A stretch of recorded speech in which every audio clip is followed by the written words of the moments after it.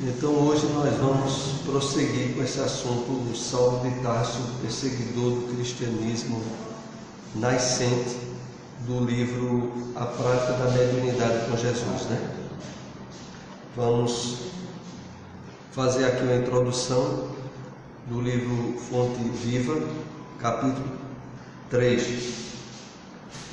Pela fé, o aprendiz do Evangelho é chamado como Abraão à sublime herança que lhe é destinada. A conscrição atinge a todos. Importa, contudo, marchar sempre no caminho interior da própria redenção, sem esmorecimento. Obedeçamos por nossa vez, conscientes de nossa destinação e convictos de que o Senhor nos espera, além da nossa cruz, nos cimos resplandecentes da eterna ressurreição. Vamos comentar isso aí.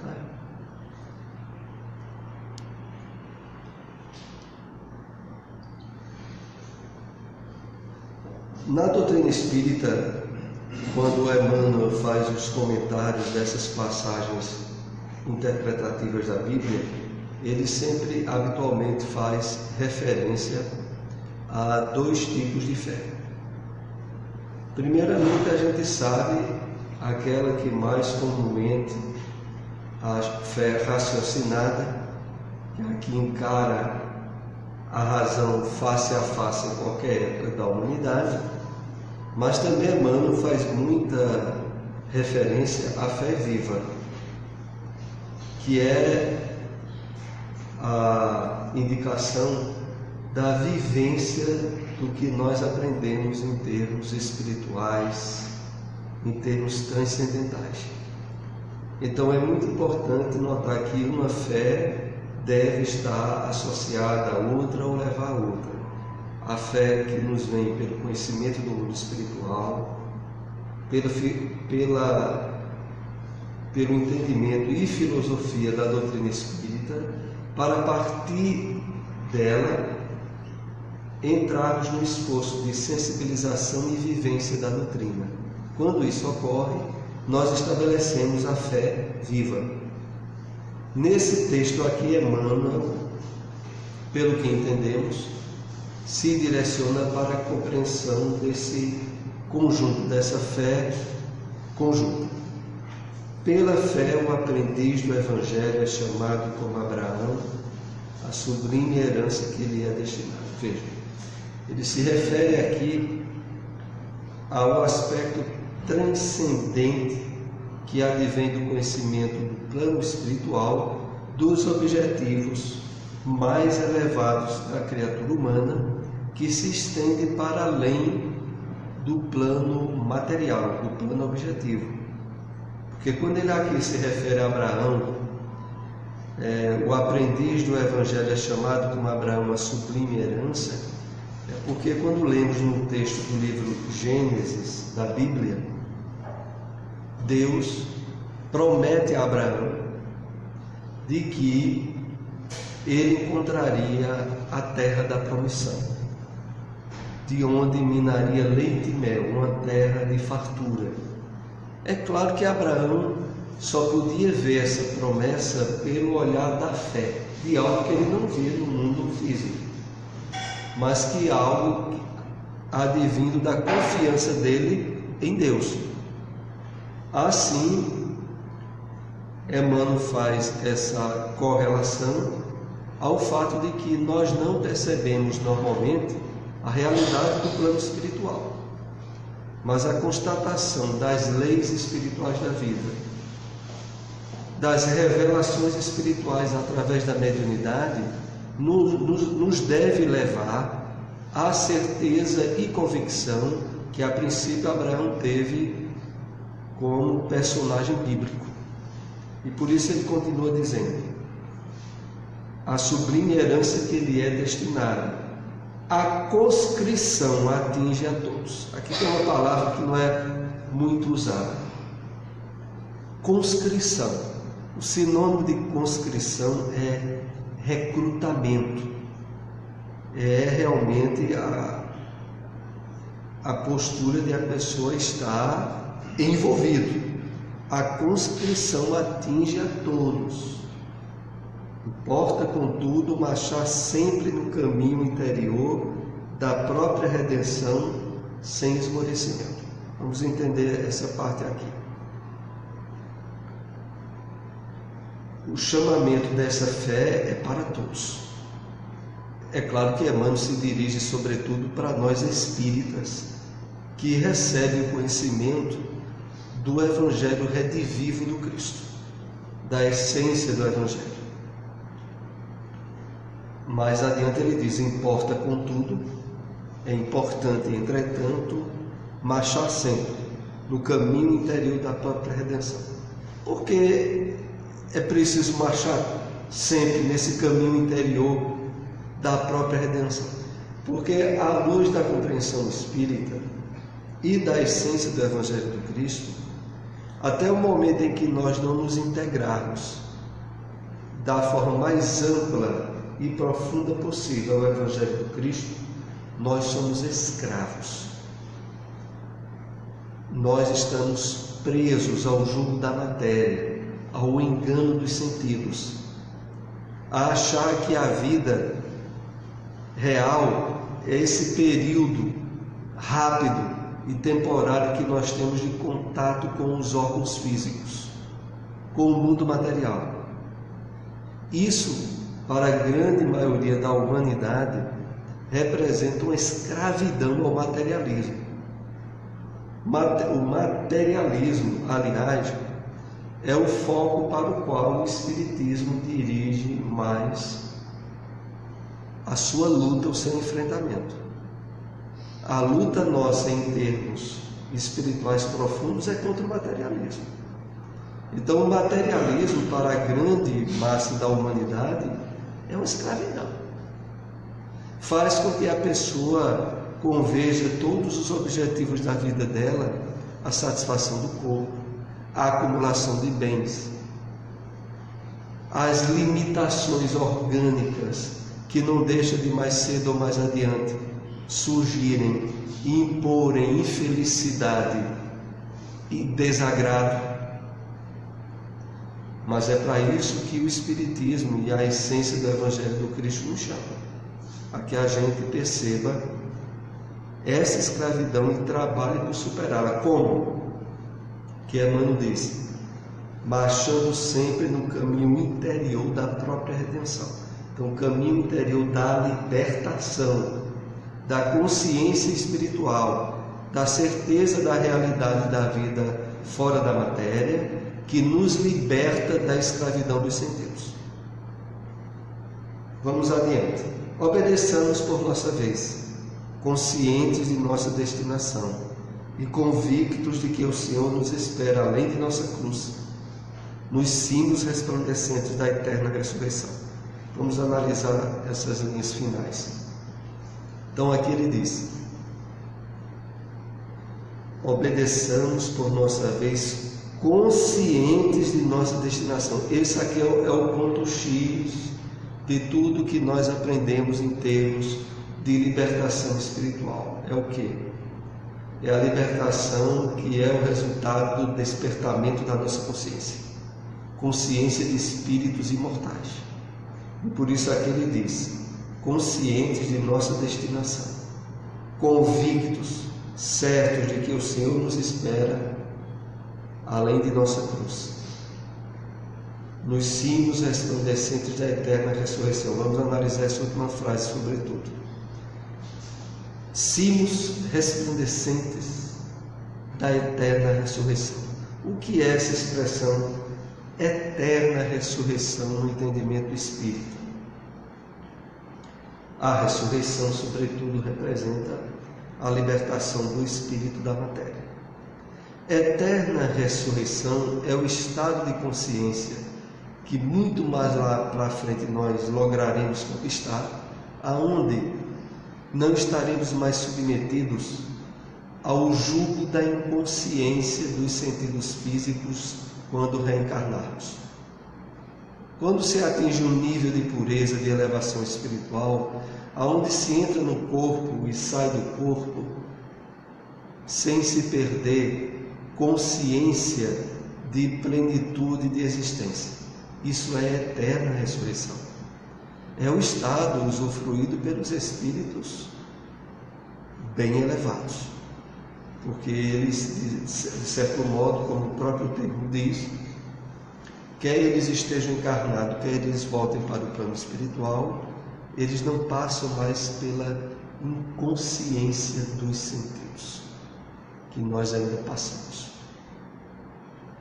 mas cujo objetivo maior, sobretudo da missão do Cristo, é nos promover a eterna ressurreição, onde a gente não sofra mais os impactos das dilacerações físicas que entorpecem os nossos sentidos quando nós encarnamos ou desencarnamos.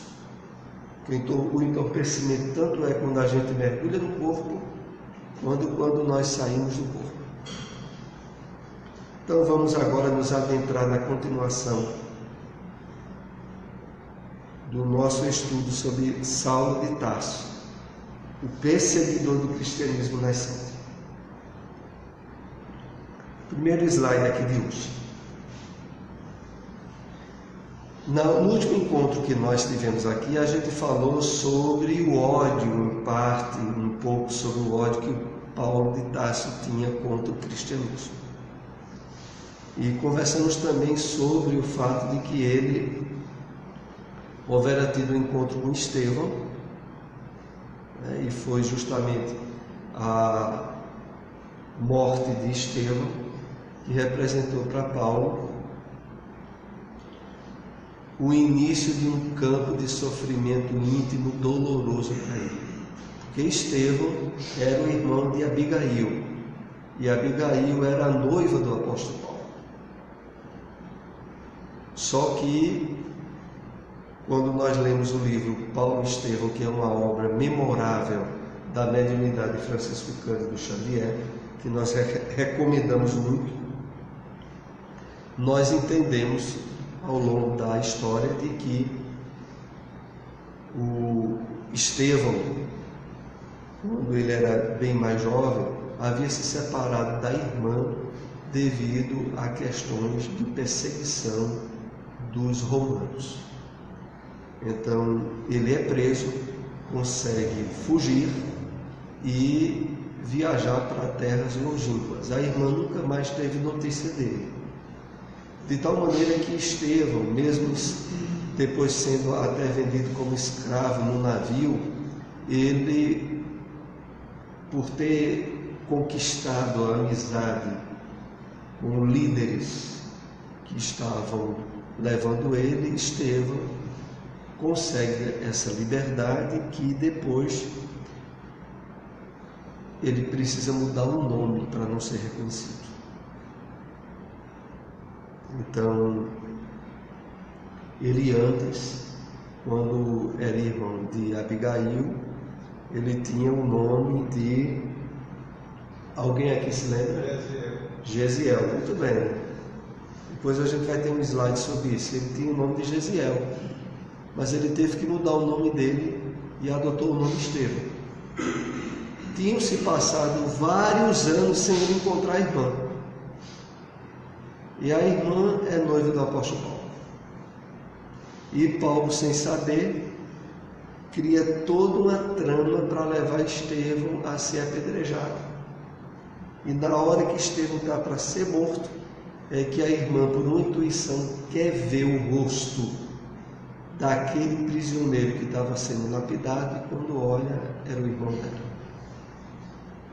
E aí começa uma provação bem difícil para Paulo, que nós iremos analisar hoje, tentando contextualizar com a vida que nós levamos e com os objetivos de espiritualidade e de revelação espírita que nós estamos tendo. Porque o importante de tudo que nós aprendemos em termos de revelação espírita é contextualizar para a nossa vida e para os dias que nós estamos vivendo. E é isso que nós iremos fazer a partir de agora. Então aqui diz o seguinte: combinaria os textos da lei de Moisés e dos escritos sagrados para justificar que se deveria conduzir os desertores dos princípios da raça até a morte. Isso é Paulo refletindo. Demonstraria a irrepreensibilidade da sua conduta inflexível. Tudo faria para conduzir Simão Pedro ao calabouço. Que o apóstolo Paulo, ele é o pivô de todo um conjunto de ações contra os apóstolos no começo do cristianismo, tal como inclusive é relatado no livro Atos dos Apóstolos, e que é minuciosamente tratado no livro Paulo e Estevão. Então a perseguição dele, o ódio dele não foi só a Estevão, era toda a igreja cristã. E ele achava que estava certíssimo. Nos dias de hoje, às vezes, ainda tem pessoas que se insurgem contra o Espiritismo, tendo certeza que o Espiritismo é obra do diabo e que está na terra para desviar as pessoas de serem salvas, julgando e entendendo literalmente pelo estudo da Bíblia que a salvação vindo da graça, da fé em Jesus é anulada com o conhecimento da reencarnação. Então, o que os nossos irmãos evangélicos têm convicto, e isso eu sei porque eu já estive frequentando mais de uma religião evangélica, é de que acreditar em reencarnação é anular a fé, a salvação pela graça da fé em Jesus. Eles têm certeza que, olha, se eles aceitam a reencarnação, para que a salvação de Jesus? Essa maneira simplória que decorre muitas vezes de fazerem campanha contra o Espiritismo, porque eles acham que o Espiritismo, pregando a reencarnação, está anulando a salvação trazida pela graça, pela fé em Jesus.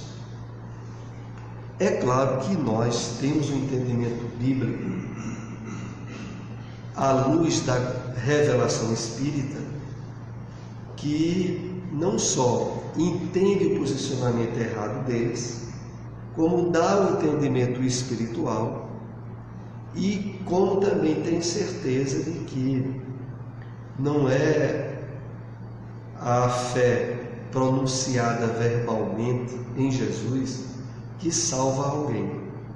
E entendamos aqui salvação como libertação do jugo ilusório da matéria. Fato que todas as religiões cristãs ou não cristãs trabalham quando estimulam os homens a se espiritualizar. Então, quer o budismo, o islamismo, qualquer crença que faz com que o homem olhe a vida objetivando valores que estão fora da vida material, são doutrinas espiritualistas e estão trabalhando a libertação do homem do jugo da matéria. É essa libertação que Jesus veio nos salvar. E efetivamente, na medida em que nós conhecemos o ensino do Cristo e nos esforçamos por vivenciá-lo, nós estamos sendo libertos, que também, em termos bíblicos, é salvos. Então, o Espiritismo e todas as doutrinas espiritualistas trabalham nessa linha. Não é pelo fato de a gente acreditar na reencarnação que a gente anula a fé nos ensinos do Cristo. Nós temos absoluta certeza da necessidade e da vivência dos ensinos do Cristo, e como sendo o caminho, a verdade e a vida, como aliás é o título de um dos livros de Emmanuel pela mediunidade de Francisco Cândido Xavier. A gente tem certeza absoluta disso, que Jesus é o caminho, a verdade e a vida. E que é através dos ensinos do Cristo vivenciados que o homem se liberta do jugo da matéria e das ilusões dos sentidos. Sem com isso colocar a reencarnação como sendo algo contraditório à salvação de Cristo. Pelo contrário, é através da reencarnação que a salvação trazida pelo Cristo se plenifica, vai alcançando paulatinamente, cada vez mais, um número maior de pessoas que aderem ao Evangelho do Cristo e que se espiritualizam. Quando isso não ocorre numa encarnação, vai ocorrer numa outra. Mas de maneira nenhuma a reencarnação estaria em oposição à salvação trazida pelo Cristo. Então não só tem o apoio do Evangelho do Cristo, como se junta, se combina para que essa salvação alcance cada vez mais um número maior de pessoas. Mas o entendimento de Paulo, naquela época, era que o cristianismo iria de encontro aos textos de Moisés, às tradições religiosas que ele tinha e que colocava em jogo toda a base do entendimento religioso do seu povo. E por isso ele se tornou um perseguidor de cristãos. Vamos adiante. A partir daí, Saulo de Tarso dá início às suas vinganças. Sua prepotência atinge o auge durante o processo instaurado contra os galileus, a partir de testemunhos forjados. Pedro, João e Estevão são presos e submetidos à tortura física e moral. Os dois primeiros são poupados da morte, pela interferência direta de Gamaliel, mas Estevão é levado à lapidação. Então, o resultado da perseguição de Paulo só não levou à morte Pedro e João devido à intervenção de um dos líderes da sinagoga, que era o Gamaliel. Gamaliel, quando nós vamos ler o livro Paulo e Estevão, temos conhecimento de que ele, mesmo sendo alguém da linha dos estudiosos dos textos de Moisés, ele tinha um entendimento positivo sobre a missão de Jesus. E ele intervém e possibilita que Pedro e João não sejam levados à morte. E, infelizmente, não consegue em relação a Estevão.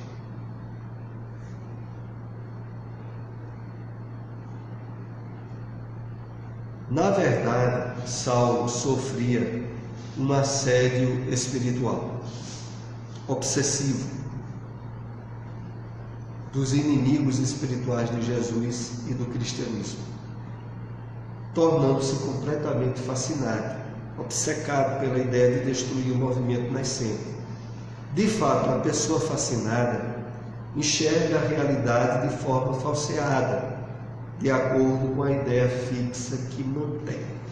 Está na página 57 do livro A Prática da Mediunidade com Jesus. Então aqui nós começamos a ter um entendimento sobre as questões espirituais de Paulo. E essas questões espirituais, elas são bem explicitadas aqui quando entendemos que, na verdade, ele era alvo de uma obsessão espiritual intensa, o que de maneira nenhuma lhe tirava a responsabilidade dos atos. Mas Paulo estava envolvido com espíritos de tal porte que queriam fazer tudo para criar obstáculos ao surgimento e desenvolvimento do cristianismo. Aqui diz, tornando-se completamente fascinado, obcecado pela ideia de destruir o movimento nascente. De fato, a pessoa fascinada enxerga a realidade de forma falseada, de acordo com a ideia fixa que mantém. Então, o próprio Espiritismo, outra vez fazendo uma contextualização com o movimento, teve no início, sobretudo no Brasil, alvo de muitas perseguições em termos de atitudes de religiosos, na época, sobretudo vinculados à Igreja Católica, que percebia no Espiritismo um inimigo do cristianismo, na visão que eles tinham bíblica do cristianismo. No Brasil mesmo, nós nos lembramos aqui de alguns episódios que ocorreram lá no início do século XVIII, para final do século XVIII, início do século XIX, na cidade de Sacramento, com Eurípides Barçanufo. Eurípides Barçanufo nasceu no ano de 1880. E lá em Sacramento, que é uma cidadezinha perto de Uberaba, teve o primeiro centro espírita rural do Brasil instalado, naquela época.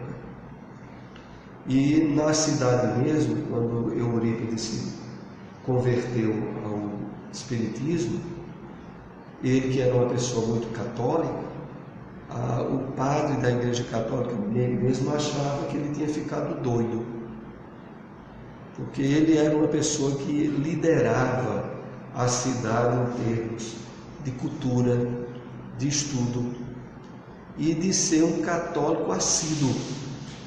Quando ele abandona a Igreja Católica do dia para a noite e assume que é espírita, achava logo que ele tinha endoidado.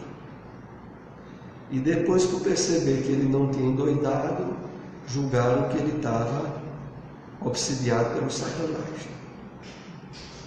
Porque, na verdade, ele estava aderindo, veja, naquela época, anos 1900. Quando ele conheceu o Espiritismo foi em 1902. Ele tinha uns 22 anos de idade. E na época ele era o coordenador da missão São Vicente de Paulo, em Sacramento. Uma missão vinculada profundamente à Igreja Católica. Só que esse mesmo espírito São Vicente de Paulo surge numa reunião mediúnica em que ele participou por primeira vez numa cidadezinha perto de Sacramento chamada Santa Maria, e através do médium São Vicente de Paulo se comunica e diz: olha, sua missão na igreja terminou. Agora a gente tem um outro trabalho. Então, aquele espírito, o espírito de São Vicente de Paulo, que é o guia espiritual de Eurípides, mesmo na Igreja Católica já fazia uma preparação para que depois ele fizesse, né, a ponte para o Espiritismo. E então, nessa época, muita gente, em muitas cidades no Brasil, ser espírita era um desafio. Era querer enfrentar realmente todo um contexto de condenação e de repúdio por parte. Na época, a Igreja Católica era muito dominante. Havia pouco movimento evangélico ainda no Brasil. Bezerra de Menezes também, né? A família que você citou com ele. Também, Bezerra de Menezes, né? Foi em torno aí dessa época mesmo, 1900, 1880, 1884, ele estava sendo um dos presidentes da Federação Espírita Brasileira. É contemporâneo durante algum tempo com Eurípides. Eurípides no interior de Minas e Bezerra de Menezes, no Rio de Janeiro. Vamos ver aqui mais um slide. Esta noite, isso aqui é Abigail dizendo a Paulo, depois que Estevão foi apedrejado e morto, ele termina o noivado com Abigail, mas gostava muito dela, tem conhecimento de que ela tinha ficado muito doente e resolve visitá-la. E tem esse texto extraído do livro Paulo e Estevão. Essa noite, disse Abigail dizendo, depois que partiste, senti que alguém se aproximava, enchendo o quarto de luz. Era Gesiel, que era Estevão, que vinha ver-me. Anunciou-me que Deus santificava os nossos propósitos, de ventura, mas que eu seria levado ainda hoje à vida espiritual. Trouxe-me a grata nova de que Jesus ama-te muito, tem esperança de ti. Isso para Paulo, nessa época que ele foi ver a noiva doente, foi pior do que receber uma chicotada. Porque Abigail estava dizendo a ele que na noite anterior ela estava já muito doente, então até pelo fato de que quando a pessoa está próximo à morte física, é comum ter episódios de percepções espirituais, ela percebe a presença do irmão, o Estevão, que antes tinha o nome de Gesiel. E Estevão diz a Abigail isso, de que Deus santificava os propósitos de ventura, de felicidade dela e de Paulo, mas que ela iria naquela noite desencarnar. Mas também dizia ainda essa notícia nova, de que Jesus amava Paulo e tinha esperança nele. Eu imagino o impacto, a gente pode imaginar o impacto disso para os ouvidos de Paulo, que odiava tudo que tinha a ver com o cristianismo.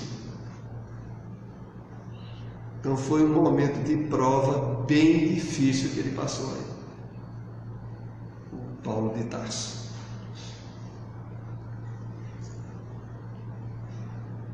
Então,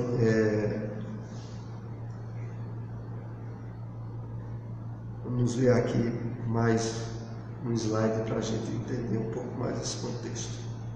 Após a morte da noiva amada, em vez de refletir sobre o recado que ela lhe trouxe de Estevão, Saulo alimenta ainda mais o ódio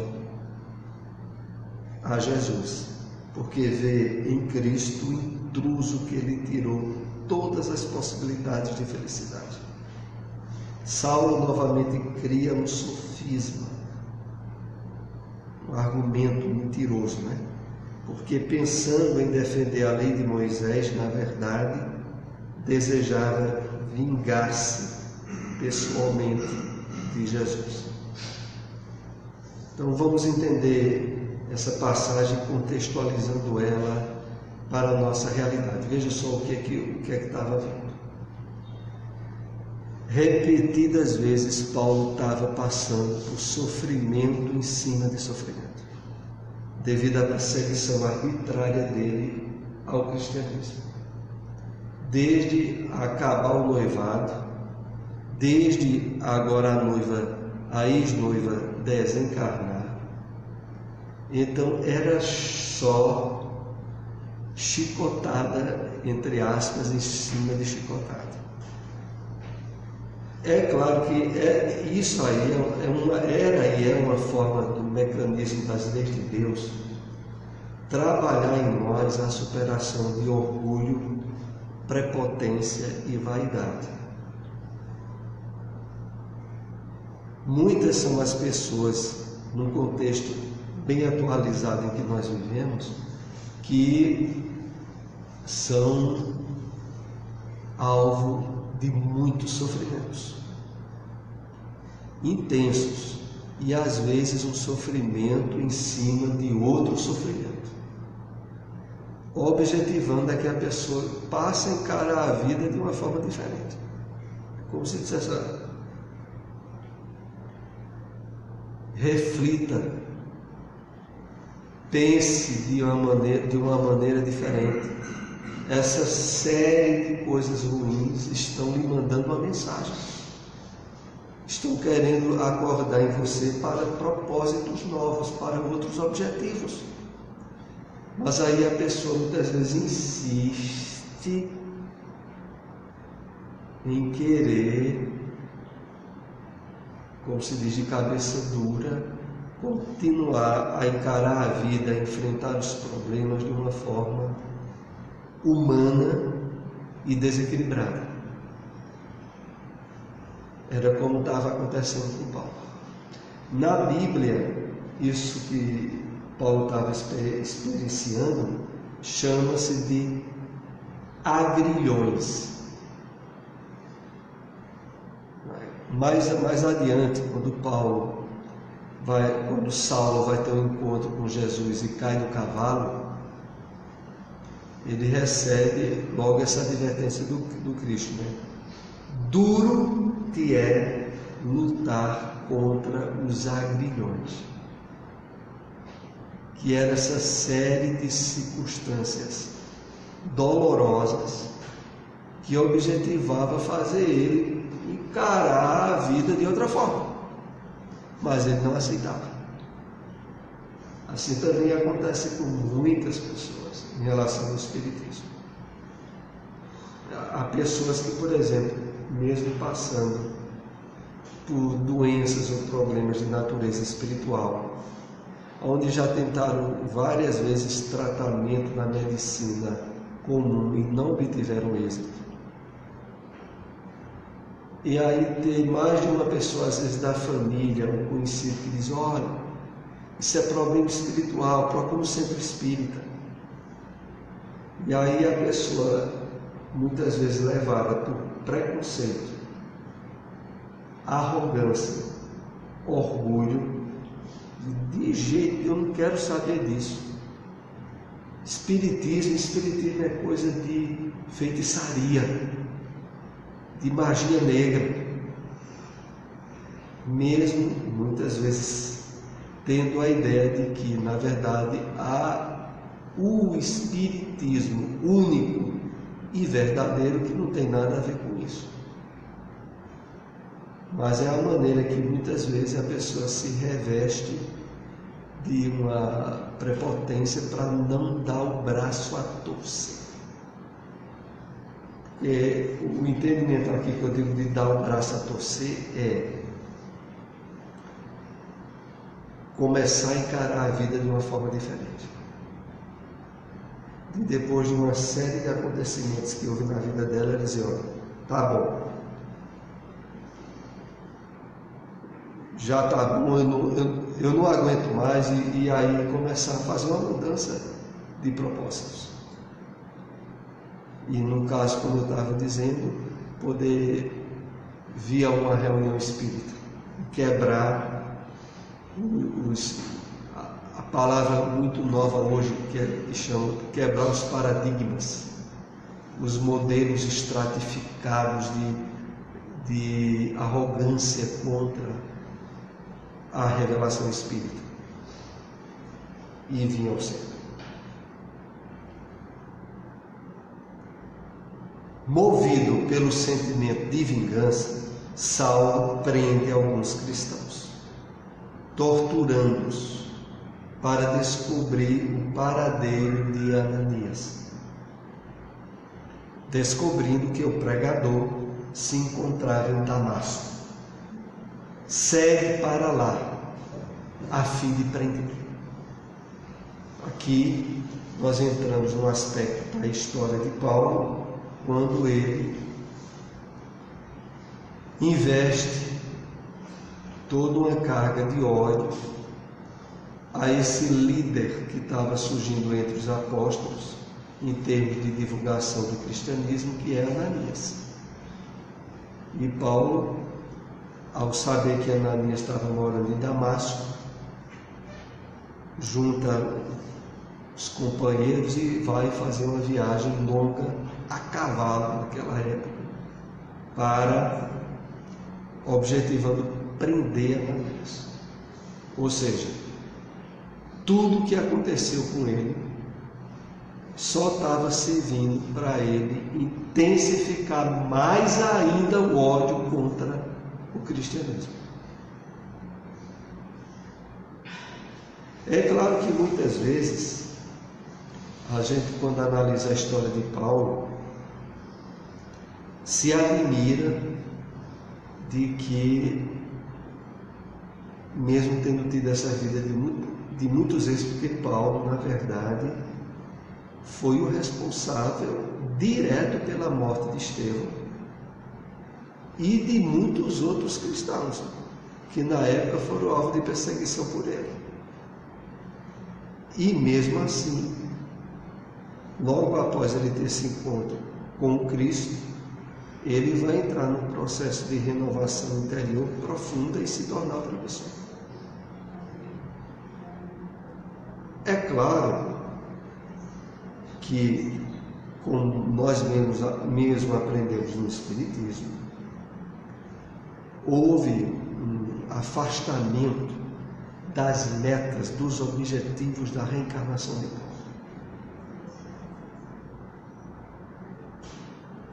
Paulo não tinha reencarnado para ser um perseguidor de cristão e nem de ser responsável pelo crime de ninguém. Porque, como nós entendemos muito bem no Espiritismo, não há ninguém que reencarne com uma programação para se tornar um criminoso ou cometer um suicídio, que não deixa de ser um criminoso contra si mesmo.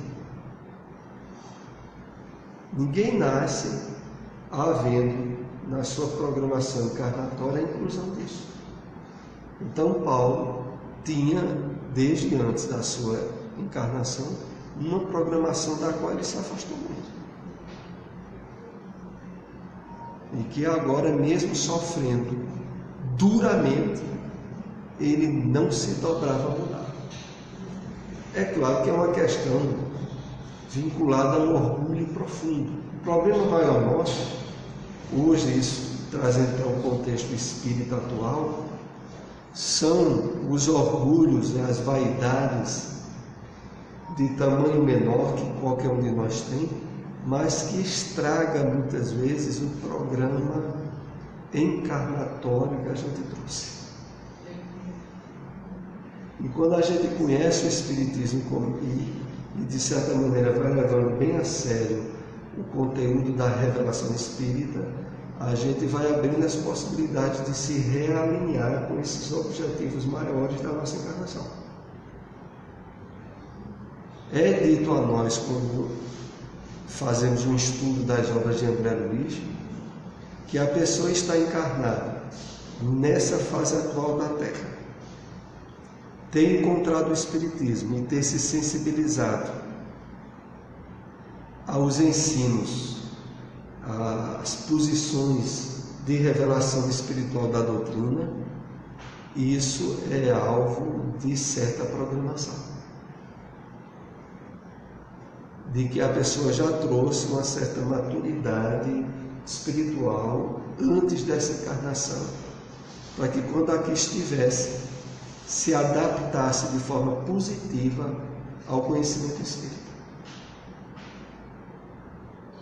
Então, nós somos muito chamados a fazer essas reflexões. Vamos aqui para mais um slide. Saulo, envolvido pelos irmãos de Corinto, entra num estado modificado de consciência, uma preparação para o transe mediúnico.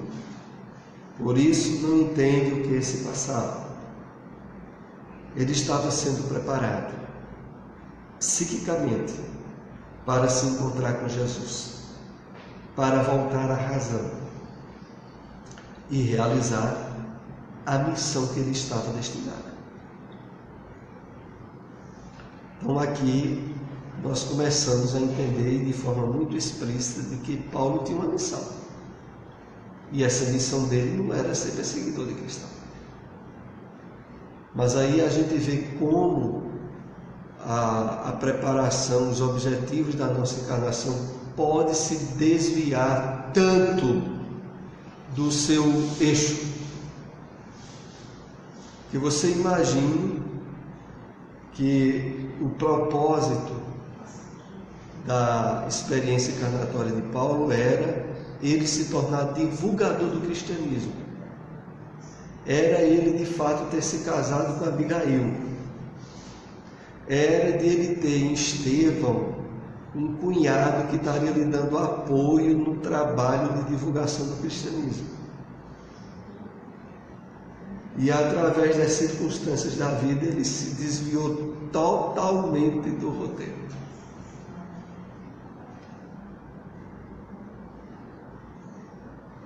Aí a gente tem que refletir até que ponto a gente anda seguindo o roteiro que foi programado para a gente, que a gente se responsabilizou antes da encarnação.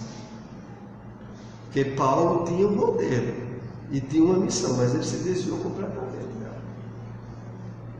Quando ele tem esse encontro com Jesus e cai do cavalo,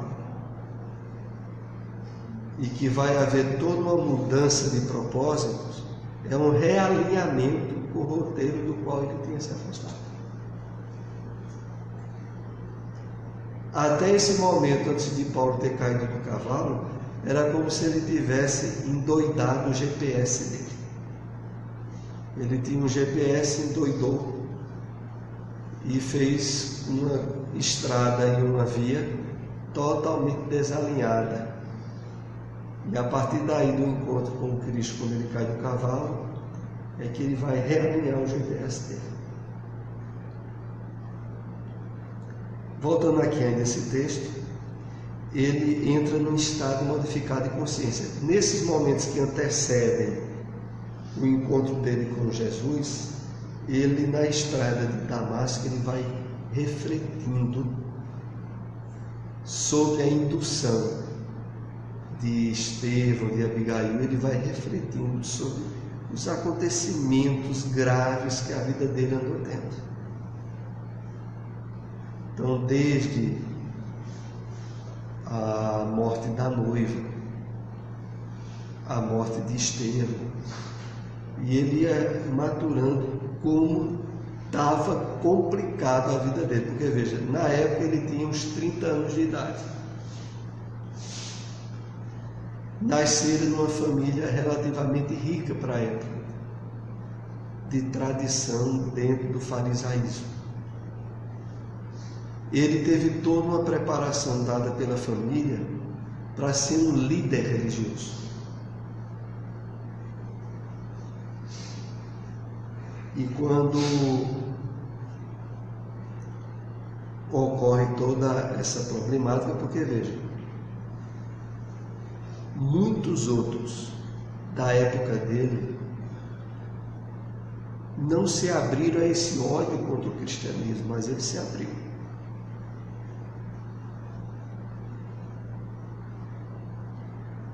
E aqui diz que era uma preparação para o transe mediúnico, por isso não entendo o que se passava.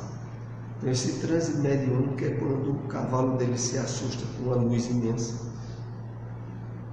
E quando ele cai do cavalo, nessa luz ele vê a figura em um fenômeno de transfiguração de Jesus, fenômeno mediúnico. E daquela imagem ele escuta: Saulo, Saulo, por que me persegues? E aí ele pergunta, né? Quem és tu, Senhor? E aí, ou a imagem, né? E a imagem diz: eu sou Jesus, a quem tu persegues. Duro é para ti recalcitrares contra os aguilhões. É essa cena aí que vai haver quando ele cai do cavalo. Por isso não entendo o que se passava. Ele estava sendo preparado psiquicamente para se encontrar com Jesus. para voltar à razão e realizar a missão que ele estava destinado. Então aí, essa queda do cavalo de Paulo simboliza para a vida de qualquer um de nós algum sofrimento, alguma provação mais intensa. Isso acontece com muitas pessoas que levaram elas a ter uma abertura para o Espiritismo. Ainda a grande maioria das pessoas que conhecem a doutrina espírita é através de um sofrimento, de uma provação bem forte, que fez abalar as suas estruturas de objetivos e de metas na vida. Quando recebeu aquele abalo forte, encontrou as aberturas para o Espiritismo penetrar. No caso aqui da história de Paulo, foi esse momento X. E ali, depois de dar aquele clarão, Paulo fica cego.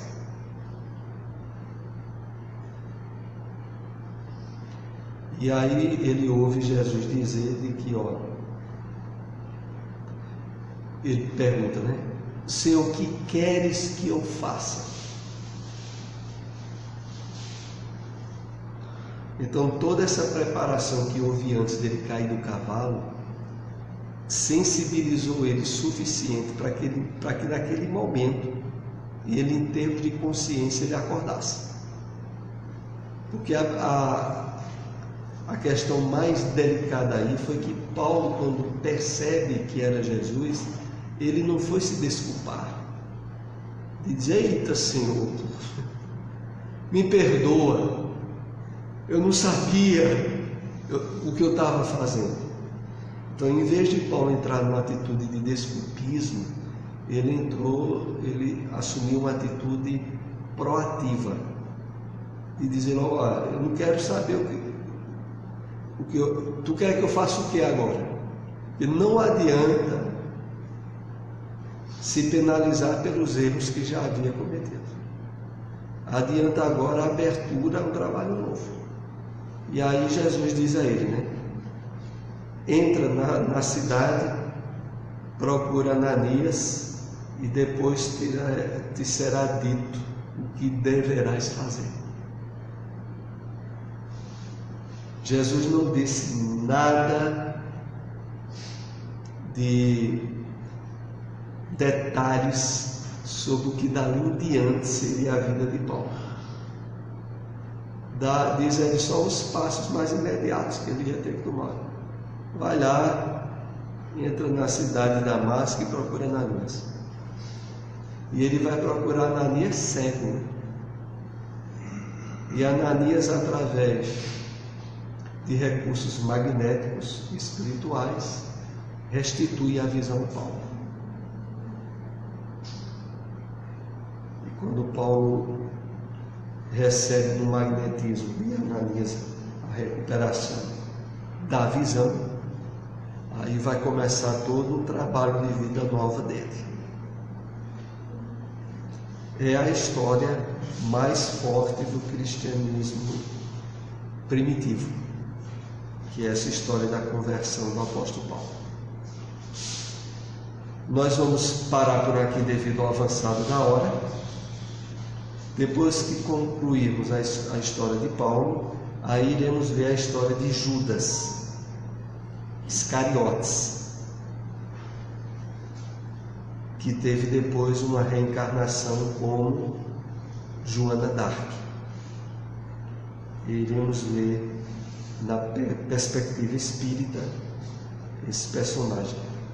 Esse livro, A Prática da Mediunidade com Jesus, abrange 3 histórias principais: a de Paulo, a de Judas Iscariotes e a de Ivone do Amaral Pereira. É com base nessas 3 histórias que há toda essa proposta da prática da mediunidade com Jesus.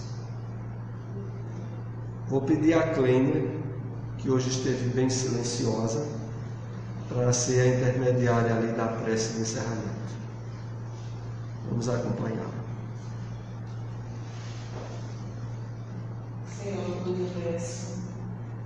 vai